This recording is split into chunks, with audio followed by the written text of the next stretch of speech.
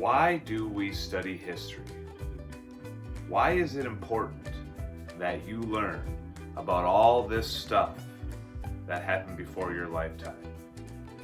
How does learning about the distant and recent past help you as high school students in the year 2020? There's a lot of different ways that you can answer this question, but I would submit to you that the single most important reason that we study history isn't so much about understanding the past, although that's a huge part of it. It's how our understanding of the past helps us to understand today. And when you're able to do that, when you're able to take your understanding of the past and let that help you understand today, you are practicing what I believe to be the most important skill we learn from studying history: the skill of historical consciousness. As my slide says here, historical consciousness is the ability to see the present through the past that created it. La habilidad de ver el presente por el pasado que lo creó. Esto es la conciencia histórica. And so, to put it in other words, historical consciousness is the idea that the world that you live in today did not fall from the sky.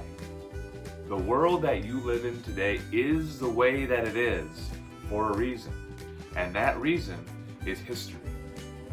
Everything in the world today, including ourselves, are the way that we are, is the way that it is, because history has shaped it to be that way. And so if you want to understand the world today and all the different phenomena that exist in this world, a knowledge of history is essential. And it's that skill, the skill of historical consciousness, understanding the present through the past that created it, that I want you to exhibit in your final U.S. history essay. So what you're going to be doing in this essay, the first thing you have to do is you have to choose three phenomena, tres fenómenos. And phenomena, or a phenomenon, it's a fancy word for thing. I'm asking you to pick three things, tres cosas, que has estudiado, that we've studied over the course of U.S. history, and explain how those things contribute to your historical consciousness. How the study of these three things in U.S. history has helped you to understand the modern day country that you live in today. And these three phenomena, they could be anything that we've studied over the course of this year. You can go back to before distance learning began and tell me how your study of the Roaring Twenties, or the Great Depression, or World War II, or the Cold War has helped you to understand the world today.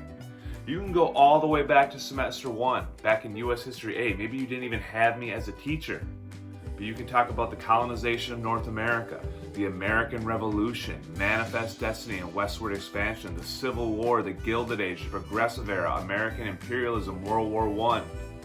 If you can find something, a phenomenon, a thing that helped you to understand the world today from that far back, more power to you. And I would love, obviously, to hear how some of the things that we've studied since distance learning began have helped you to better understand the world you live in today. I would love to hear you talk about how our study of the civil rights movement and the history of race in America is helping you to understand all of the racial unrest that we are experiencing in our state and in our country today. Minneapolis, it is a crazy time to be a resident of Minneapolis right now during all this racial unrest, and certainly history is informing the events that are unfolding as we speak, helping us to understand those things. That is historical consciousness, the ability to use that past, that history, and understanding of that history to underlie your understanding of the present. And that's what I want you to do in this essay. The instructions are important here. I am asking you to write 3 paragraphs, 1 paragraph for each phenomenon, each thing. And I'm asking that each of those paragraphs have at least 5 sentences. 3 paragraphs, 5 sentences. Nothing less than that will earn you full credit on this essay. And those numbers are not arbitrary, because I really do believe that in order to show me that you are exhibiting historical consciousness, you will need to write at least 5 sentences. No less than 5 sentences are you going to be able to adequately do that. To show me that you have an understanding of the history, that you can describe to me in some detail, using specific examples, this thing that you're saying you've learned so much about. And that then you can connect your understanding of that history to the present day. And give me some examples from today's world about how your understanding of history helps you to kind of understand your world today. That's why I want at least 5 sentences. And if you need to write more than 5 sentences, which I think some of you might find that you need to in order to truly exhibit your understanding, that's what you need to do. And understanding really is what it's all about here, guys. This is your final opportunity to show me what you've learned. And it's the most important learning that you've done, because this is the learning that is helping you to navigate your world today.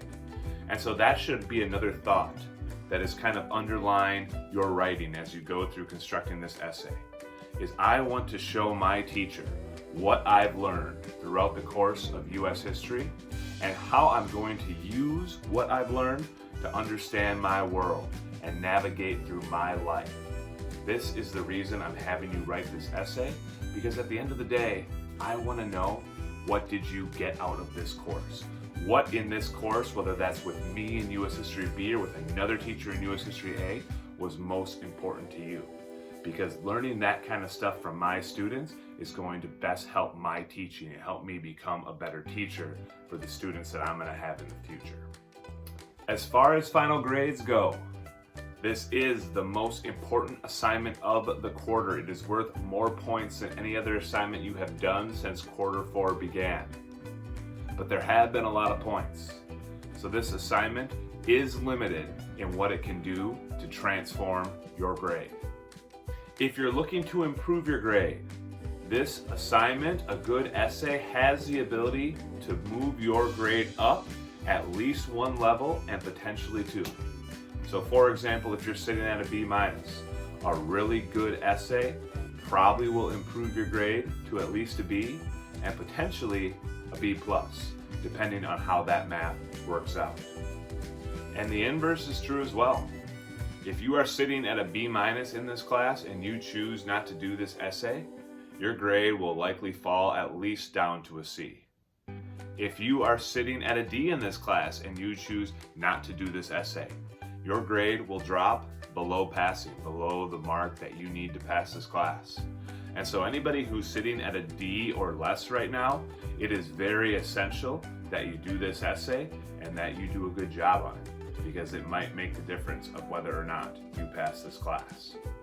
Remember that if you want a letter grade in this class, you have to send me an email to opt into the letter grade. A bunch of you have already done that. And for those of you who are taking the letter grade, this essay is probably important to you, because this essay will have some effect on what letter you ultimately end up with. However, for those of you who are not opting in for the letter grade, for those of you who would rather just take the P for passing, you're in a little bit of a different situation. This essay, whether you do good or bad on it, or whether you even do it at all, might not affect your grade.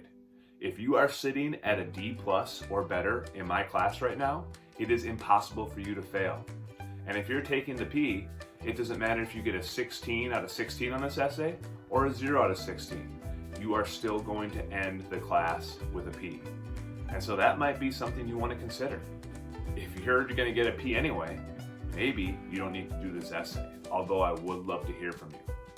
But especially, folks, if you have other classes that you might be in danger of not passing, then I don't want you spending time on my class. You've already done enough to pass my class, and while I would love to get an essay from everybody, I do not want my essay to be the reason that someone who's going to pass my class anyways ends up failing another class. So please plan accordingly and make your strategy according to your situation and the grade that you want to get in this class and your other classes. And that is all you have to do this week. I have no lessons to plan this week. My week is grading and harassing kids. And so I will be grading the essays as they come in. If you submit the essay, you can probably expect that essay to be graded within a reasonable amount of time. I'll give myself a 24-hour window, but I'd assume it would be less than that. And so you can know what your final grade is, because a lot of you are waiting to see what that final grade is before you decide whether or not you're going to opt into the letter grade. So I'll try to grade the stuff rather quickly so that you can make that decision. Either email me to opt in for the letter grade, email me because you opted in and now you want to opt back out and take the P. Those are all things that you can be doing this week in my class and in all your other classes. Please let me know if you have questions. This is an important assignment and that is what I'm here for. If you want to set up a time to talk, whether that's through email or a phone call or a Google Meet, please reach out to me so we can do that. I can give you some advice, some tips. We can talk through some ideas that you have. That is what I'm here for. If I can support you and help you to write a better essay so that you can get a better grade in this class, then I want to do that. It would be great to see some of you since I've been deprived of that so often during distance learning. And if not, I'll just wait for your essays to come in and read and grade them as they come. I am very much looking forward to reading about what was important to you in your studies this year in U.S. history, how you are going to use the knowledge you acquired about U.S. history to understand your modern day world and navigate your life. And when you're done with that essay, you're done with the class. Congratulations on completing a very weird semester of U.S. History B. It's been a fun ride. Enjoy your summer vacation.